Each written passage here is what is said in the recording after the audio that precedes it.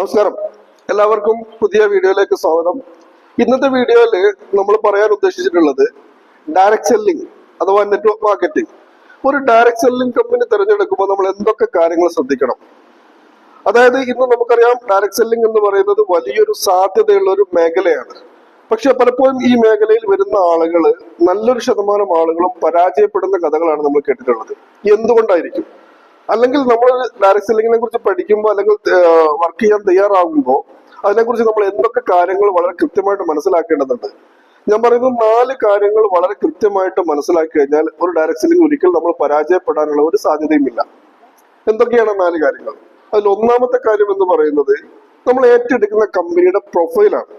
ആ കമ്പനി എന്ന് തുടങ്ങി, ആരാണ് അതിന്റെ ഓണർ, അവരുടെ ഫൈനാൻഷ്യൽ സ്റ്റെബിലിറ്റി എന്ത്, അവരുടെ വിഷൻ എന്ത്, മിഷൻ എന്ത്, എത്ര രാജ്യങ്ങൾ അവർ വർക്ക് ചെയ്യുന്നുണ്ട്, അവരുടെ മറ്റ് ഒരു മാനേജ്മെന്റ് കപ്പാസിറ്റി എന്ത്, എത്ര വർഷമായി കമ്പനി സ്റ്റാർട്ട് ചെയ്തു, ഇതൊക്കെയാണ് നമ്മൾ പ്രൊഫൈലിന്റെ ഭാഗത്ത് നോക്കേണ്ടത്.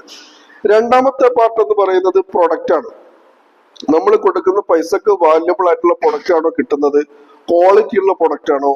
നമ്മൾ ഒരാൾക്ക് ഒരു പ്രൊഡക്റ്റ് സജസ്റ്റ് ചെയ്ത് കഴിഞ്ഞാൽ പിന്നീട് നമ്മൾ പറയാതെ തന്നെ അവർ ആ പ്രൊഡക്റ്റ് വാങ്ങാനുള്ള സാധ്യതയുണ്ടോ, മീൻസ് അതിന് ക്വാളിറ്റി ഉണ്ടോ ഇല്ലെന്നോ ഉള്ളതാണ്.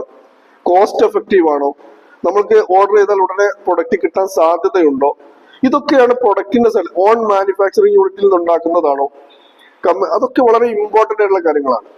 മൂന്നാമത്തെ പാർട്ട് എന്ന് പറയുന്നത് ഇതിന്റെ ഇൻകം പ്ലാൻ ആണ്. ഇതിൽ നമ്മൾ വർക്ക് ചെയ്ത് നമുക്ക് എന്ത് വരുമാനം കിട്ടും. അല്ലെങ്കിൽ പല കമ്പനികൾ നമ്മൾ കണ്ടിട്ടുണ്ട്, ഒരുപാട് ഹാർഡ് വർക്ക് ചെയ്താൽ ചെറിയ വരുമാനം കിട്ടുന്ന കമ്പനികൾ കണ്ടിട്ടുണ്ട്. നമ്മൾക്ക് വർക്ക് ചെയ്യുന്നതിന് ആനുപാതികപരമായിട്ട് നമുക്ക് വരുമാനം കിട്ടുന്നുണ്ടോ എന്നുള്ളത് വളരെ ഇമ്പോർട്ടന്റ് ആണ്.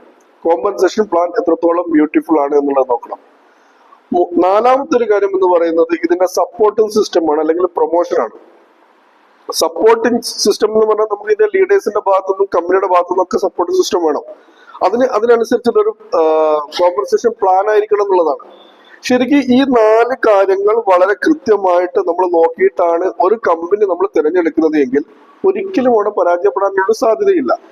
ഇപ്പോ ഞാനിത് സംസാരിക്കുമ്പോൾ നേരത്തെ ഒരു പക്ഷേ ഡയറക്ട് സെല്ലിങ്ങിലോ നെറ്റ്വർക്ക് മാർക്കറ്റിംഗ് മേഖലയിൽ നേരത്തെ ഏതെങ്കിലുമൊക്കെ കമ്പനിയിൽ പ്രവർത്തിച്ചുകൊണ്ട് എന്തെങ്കിലും കാരണവശാൽ അതിന് വിജയിക്കാതെ പോയ ആളുകളോ അല്ലെങ്കിൽ പരാജയപ്പെട്ട ആളുകളോ ഉണ്ടെങ്കിൽ നിങ്ങൾ ജസ്റ്റ് ഒന്ന് ഇമാജിൻ ചെയ്താൽ മതി, നമ്മൾ തിരഞ്ഞെടുത്ത കമ്പനിയിൽ ഈ 4 കാര്യങ്ങളും വളരെ പെർഫെക്റ്റ് ആയിരുന്നോ എന്ന് മാത്രം നോക്കിയാൽ മതി. പലപ്പോഴും ഞാൻ കണ്ടിട്ടുള്ള പല കമ്പനികൾ, ഒരുപാട് കമ്പനികൾ നമ്മൾ പരിചയപ്പെട്ടിട്ടുണ്ട്. പ്രത്യേകിച്ച് ഗ്ലോബൽ കമ്പനികൾ നോക്കുന്ന സമയത്ത്, ഇന്റർനാഷണൽ കമ്പനി നോക്കുന്ന സമയത്ത് അതിൽ നല്ല പ്രൊഫൈൽ ഉണ്ടാവും, നല്ല പ്രൊഡക്റ്റും ഉണ്ടാവും. പക്ഷെ അവിടെ പ്രശ്നം കിടക്കുന്നത് ഇൻകം പ്ലാനിലാണ്. വളരെ റിസ്കി ആയിട്ടുള്ള പ്ലാൻ ആയിരിക്കും. ഒരു സാധാരണക്കാരന് ഈസി ആയിട്ട് ഒരു വരുമാനം ഉണ്ടാക്കാൻ പറ്റാത്ത തരത്തിലുള്ള പ്ലാൻ ആയിരിക്കും. ചില റെസ്ട്രിക്ഷൻസുകളും വളരെ ബുദ്ധിമുട്ടുള്ള ചില നിബന്ധനകളൊക്കെ, അല്ലെങ്കിൽ മന്ത്ലി പർച്ചേസിന്റെ കാര്യത്തിലും മറ്റൊക്കെ ചില നിബന്ധനകളൊക്കെ അതിലുണ്ടാവും. അതൊരു സാധാരണക്കാരന് പക്ഷെ ഈസി ആയിട്ട് ചെയ്യാൻ പറ്റില്ല എന്നുള്ളതാണ്. ഇനി നമ്മുടെ നാടുകളിലൊക്കെ വന്നിട്ടുള്ള, അല്ലെങ്കിൽ നമുക്ക് ഈ ഇൻഡസ്ട്രിയെ ഏറ്റവും അധികം പേരുദോഷം ഉണ്ടാക്കിയിട്ടുള്ളത് നമ്മുടെ നാടുകളിൽ വന്ന പല കമ്പനികളും പരിശോധിച്ചു കഴിഞ്ഞാൽ അതിലൊന്നും നല്ല പ്രൊഫൈൽ ഉണ്ടാവില്ല, നല്ല പ്രൊഡക്റ്റും ഉണ്ടാവില്ല. അവർ എവിടെന്നെങ്കിലൊക്കെ ടൈപ്പ് പ്രൊഡക്റ്റുകളായിരിക്കും പലപ്പോഴും ഉണ്ടായിട്ടുണ്ടാവും. ഏതെങ്കിലും ഫാക്ടറിയുമായി ടൈപ്പ് ചെയ്തുകൊണ്ട് കുറെ പ്രൊഡക്റ്റുകൾ ഇങ്ങോട്ട് ഇറക്കി അവരെ കമ്പനിയുടെ പേര് വെച്ചുകൊണ്ട് മാർക്കറ്റ് ചെയ്യപ്പെടും. അങ്ങനത്തെ കമ്പനികൾ നോക്കുമ്പോൾ നല്ല പ്രൊഫൈലോ പ്രൊഡക്റ്റോ ഉണ്ടാവില്ല. അവിടെ എന്തുണ്ടാവും എന്ന് ചോദിച്ചു കഴിഞ്ഞാൽ നല്ല ഇൻകം പ്ലാൻ ആയിരിക്കും. കാരണം പെട്ടെന്ന് വരുമാനം കിട്ടുന്ന സിസ്റ്റം ആയിരിക്കും. പക്ഷെ അവിടുത്തെ ഒരു പ്രശ്നം കിടക്കുന്നത് അധികാരം മുന്നോട്ട് പോവില്ല എന്നുള്ളതാണ്. ഇവിടെ നമ്മൾ മനസ്സിലാക്കേണ്ട ഒരു കാര്യം എന്ന് പറയുന്നത് ഡയറക്ട് സെല്ലിംഗ് എന്ന് പറയുന്നത് നമ്മളെയാണ് മാർക്കറ്റ് ചെയ്യുന്നത്. നമ്മൾ നാളുകളിൽ മറ്റൊരാളെ മുമ്പിൽ നമ്മുടെ ഫേസ് വാല്യൂ നഷ്ടപ്പെടുന്ന രീതിയിലേക്കുള്ള ഒരു മാർക്കറ്റിംഗ് സ്ട്രാറ്റജിയിലേക്ക് നമ്മൾ പോകാൻ പാടില്ല. അതുകൊണ്ടാണ് ഈ 4 കാര്യങ്ങൾ വളരെ കൃത്യമാവണം എന്ന് പറയുന്നത്. അപ്പോ ഞാൻ നിങ്ങളോട് ഞാനൊരു സജസ്റ്റ് ചെയ്യാൻ ആഗ്രഹിക്കുന്നത്, ഞാൻ ഈ 4 കാര്യങ്ങളും ക്ലിയർ ആയിട്ടുള്ള കമ്പനി പരിചയപ്പെട്ടിട്ടുണ്ട്. ഞാൻ പരിചയപ്പെട്ട കമ്പനി മാത്രമല്ല, വേറെയും കമ്പനി ഉണ്ടായേക്കാം. പക്ഷെ ഞാൻ പരിചയപ്പെട്ട ഒരു കമ്പനി ഞാൻ നിങ്ങളുമായിട്ട് ഷെയർ ചെയ്യാൻ ആഗ്രഹിക്കുന്നു. ആ ഒരു കമ്പനിയെ കുറിച്ചുള്ള ഫുൾ ഡീറ്റെയിൽസ് ഞാൻ തൊട്ടടുത്ത വീഡിയോയിൽ ഞാൻ പറയുന്നതായിരിക്കും. അപ്പോൾ അങ്ങനത്തെ ഒരു കമ്പനിയെ അറിയണം എന്ന് താല്പര്യമുള്ള ആളുകളുണ്ടെങ്കിൽ തീർച്ചയായിട്ടും നമ്മുടെ ഈ ചാനൽ ഒന്ന് ഫോളോ ചെയ്യുക.